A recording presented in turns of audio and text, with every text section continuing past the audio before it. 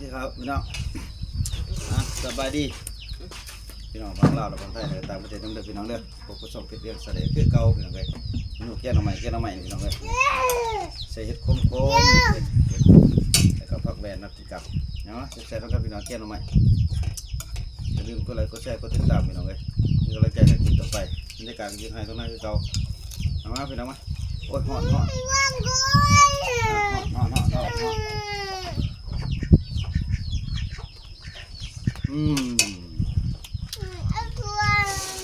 วยเอามาน้องครับ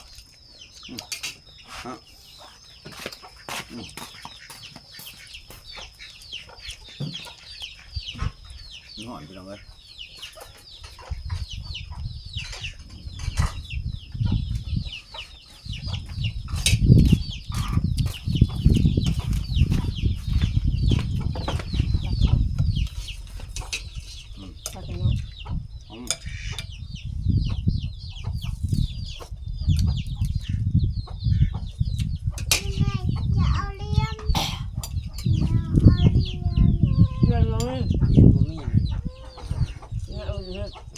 ต้องเอา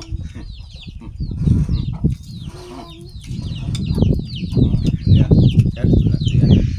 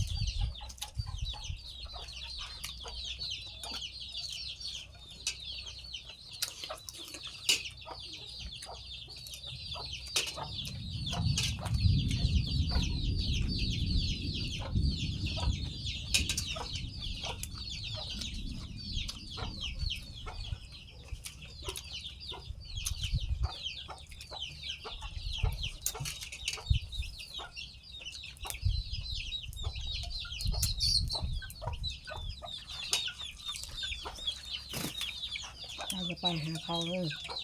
นี่ปืนลมแล้วก็ยิงบอกว่ามาดำจนข้างแท่งมันเบิดละรอบนี้มิดมาต้องกระเทือนจักรซื้อมาดำงานนั่นก็มันเลิกงานเกิน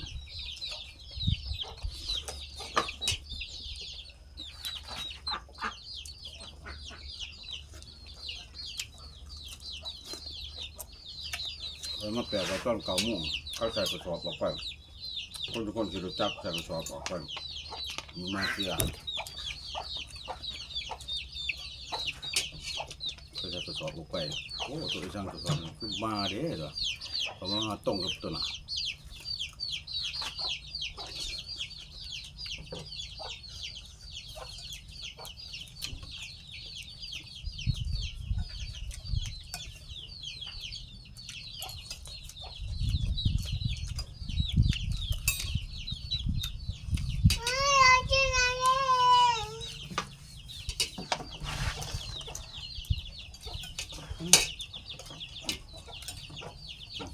เขาก็จะกิน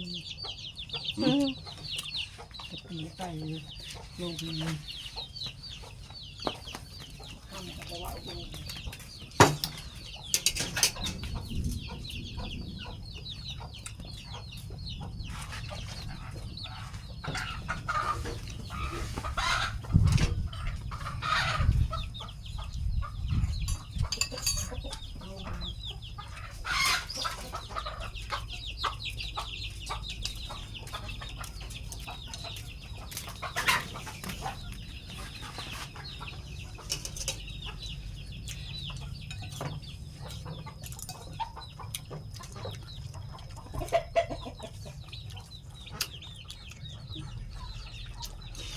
อ่ะ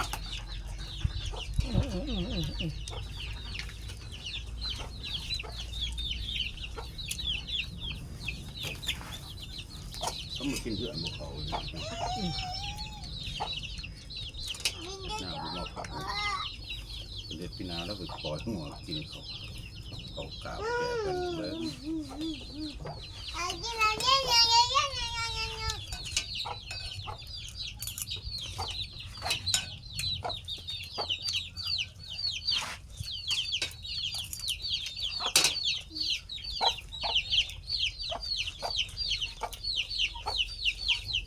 ท่านเป็นมือคงไหนกัน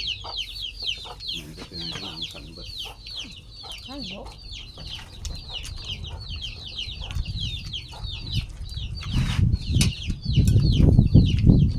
เดี๋ยวนะ ยิงจะได้กับบุญยิงไก่หนุ่ม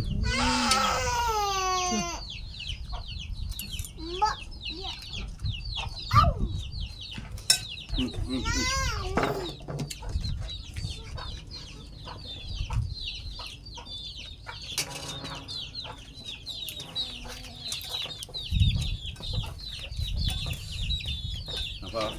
มาไปกิน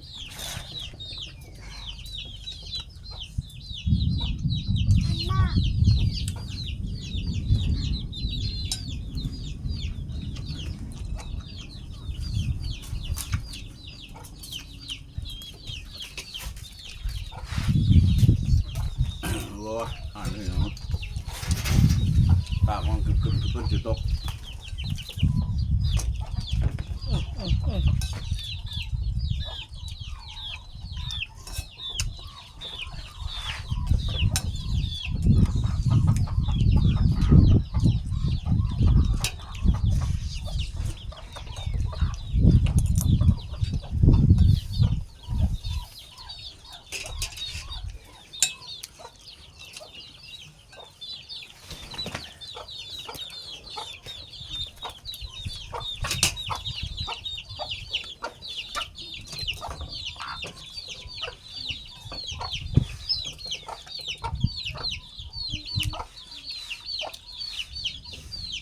น้ำดำน้ำจะแปลงไป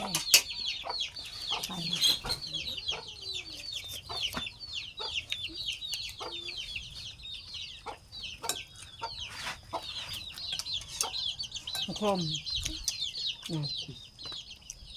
ซ้ำหนามไปแล้วไปต้มน้ำมันเดี๋ยวโอ้ตัวให้ต้มแกงกูหรอวะ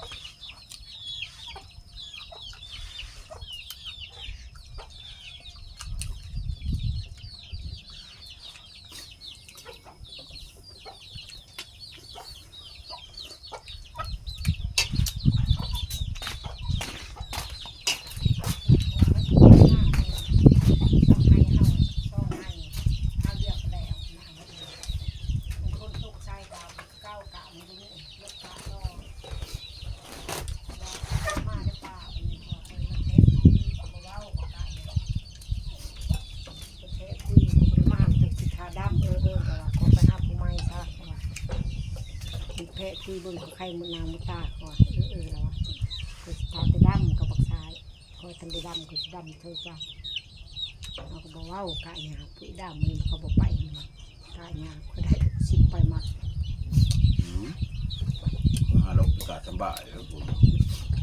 คือกล้าห้าวเขาบอกห่วงดอกคือคนหนุกปีกายหันมันลกงานเขาก็ก่อไปกินไม่ยากแค่ยากมันจะลุกไงจะกี่แกไปเลยตะกะขึ้นยอดหรือไง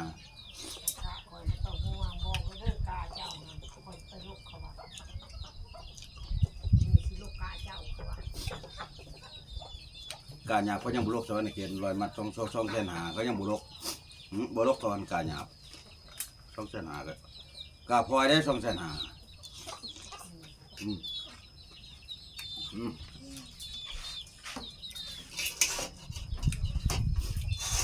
ว้า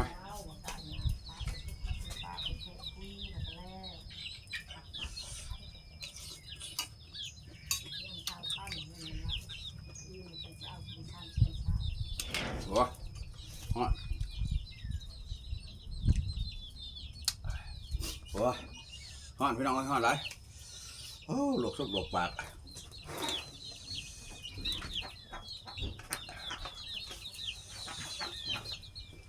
โอ้ยไก่ไรเลยบวนชิวไปหมอดโทรศัพท์นี่ก็ดิยืดใส่กับบุเทิงนะ